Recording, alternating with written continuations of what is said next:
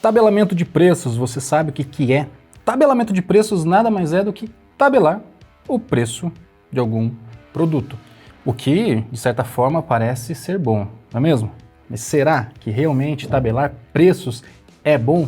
Eu vou te mostrar que, na verdade, o tabelamento de preços pode ser muito mais nocivo do que muita gente imagina. E, inclusive, isso pode interferir futuramente nos seus investimentos.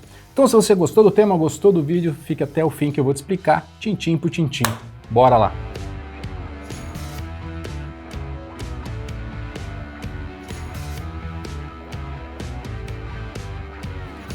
Fala, investidores cada vez mais ricos. Se você não me conhece, eu sou Paulo Boniati, sou criador do Saldo Zero. Já te convido, se inscreva no canal, ative o sino dos Balangandã para não perder nenhum vídeo.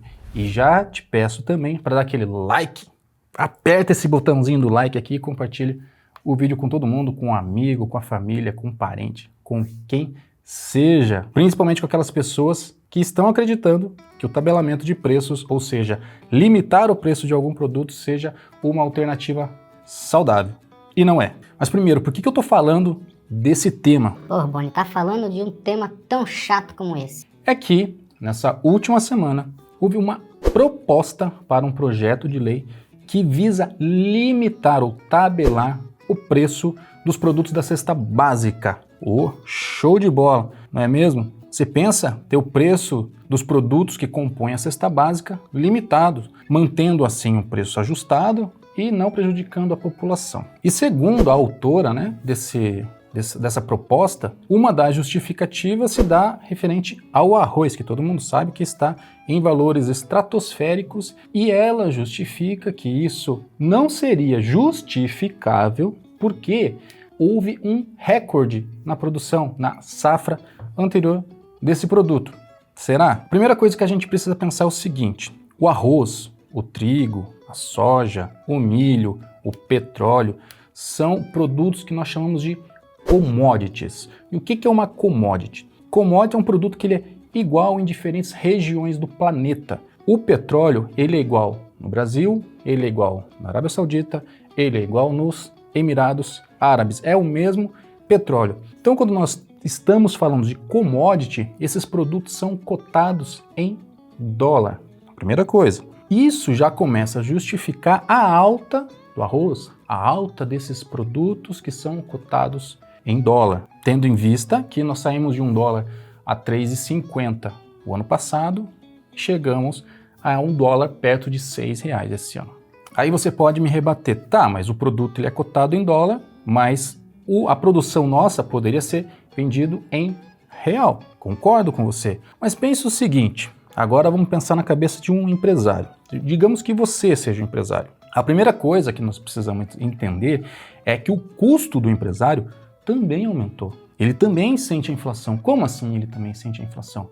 O petróleo ficou mais caro? Se o petróleo ficou mais caro, a gasolina ficou mais caro, o diesel ficou mais caro, o transporte desses produtos ficou mais caro, o frete ficou mais caro, tudo fica mais caro. Ou seja, o custo da produção do arroz tende a ficar mais caro também. Mas a segunda coisa que a gente precisa pensar é o seguinte: você empresário, ou que seja um produtor, você tem duas opções agora. Você tem a opção em vender a sua safra em dólar lá no exterior, ou você tem a opção em vender a sua safra em reais aqui no mercado interno. Digamos que você não contabilizasse o efeito do dólar, você vendesse a um preço barato. Concorda comigo que a margem de lucro desses produtos tende a reduzir? Ou seja, se antes você tinha um lucro de X, agora você tem um lucro menor de Y. Então, claro, logicamente, ou esse produtor tem que repassar esse preço aqui dentro no Brasil, ou ele vai preferir vender lá fora. E aonde é que entra toda essa parte do tabelamento de preço? Pense o seguinte, digamos que o governo venha realmente a tabelar esses produtos. Vamos pegar ainda o exemplo do arroz. Então esse produtor, ele conseguia antes vender a Y, com um custo aqui embaixo, e agora ele vai ser obrigado a vender a X, mais barato, certo? A margem de lucro ficou muito menor, tá bom? E aí você pensa, na cabeça desse produtor, ele agora ganhando menos, com lucro bem menor, e ele começa a olhar outras oportunidades. Ao invés dele produzir arroz, ele pode começar a produzir gado, produzir outros produtos, não sei, qualquer outra coisa que dê uma margem de lucro maior para esse produtor.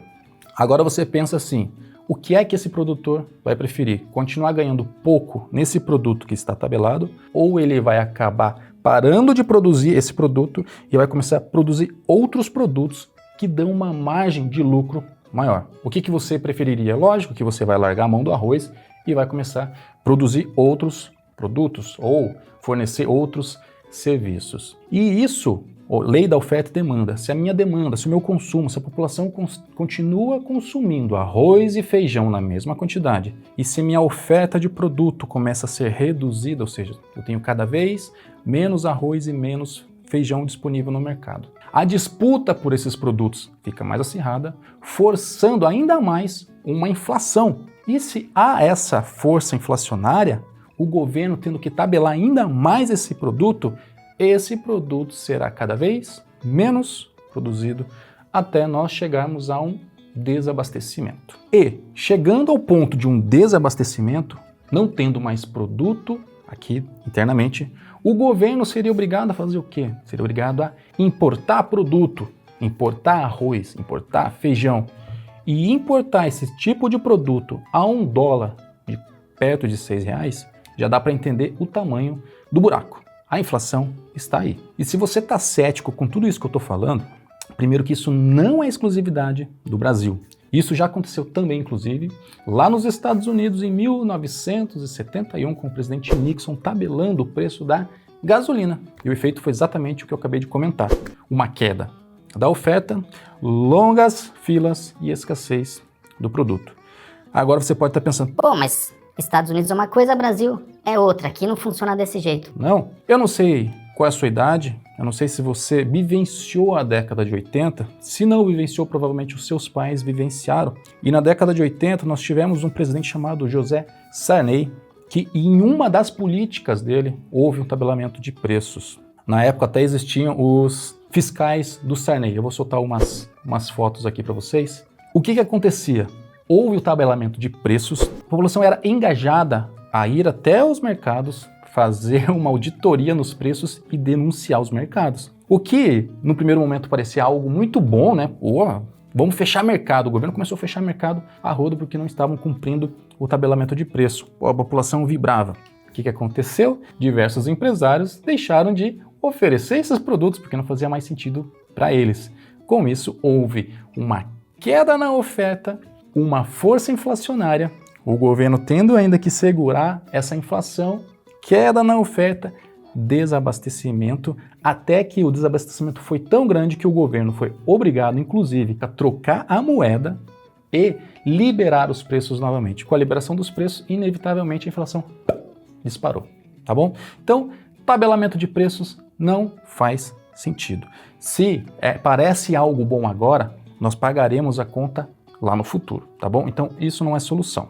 E um detalhe, se não houver o tabelamento do preço, qual seria o comportamento normal do mercado?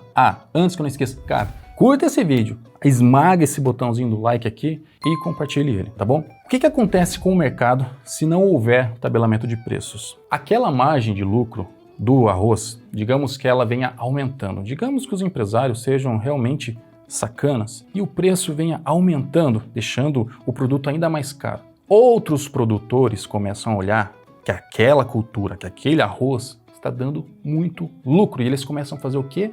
Começam a produzir também arroz. Muita gente produzindo o mesmo produto, há uma elevação na oferta de produto. E aí começa a acontecer o quê? Guerra de preços. Quando há guerra de preços, o preço tende a se desvalorizar, até o ponto onde a oferta e a demanda se equilibrem novamente. Faz sentido? Acho que sim, né? E assim, para o problema do Brasil ser resolvido de uma vez por todas, eu já comentei em outros vídeos. O ponto principal é a dívida pública. Tem que reduzir a dívida pública para o governo ter mais armamento, mais munição para conseguir combater todo esse problema que nós estamos tendo hoje. E principalmente baixando o risco Brasil. Se o governo conseguir baixar o risco Brasil, conseguir transmitir uma confiança para os investidores, transmitir uma segurança para que empresários e investidores voltem a olhar o Brasil como um país de investimento, o dólar começa a voltar. Se o dólar começa a voltar, ele começa a baixar de valor. Abaixando de valor, tudo começa a girar novamente. Lógico que não é só isso. Para isso, já inclusive te convido a ver esse outro vídeo aqui que eu fiz uma análise em cima do boletim Focus, e eu convido você fortemente a assistir esse vídeo para você ter uma noção do comportamento do mercado como um todo, tá bom? O objetivo desse vídeo era simplesmente te mostrar que tabelamento de preço não é uma solução saudável. Beleza? Eu espero que eu tenha conseguido te explicar. E por fim, eu sou Paulo Boniati, aquele abraço, até o próximo vídeo e tchau!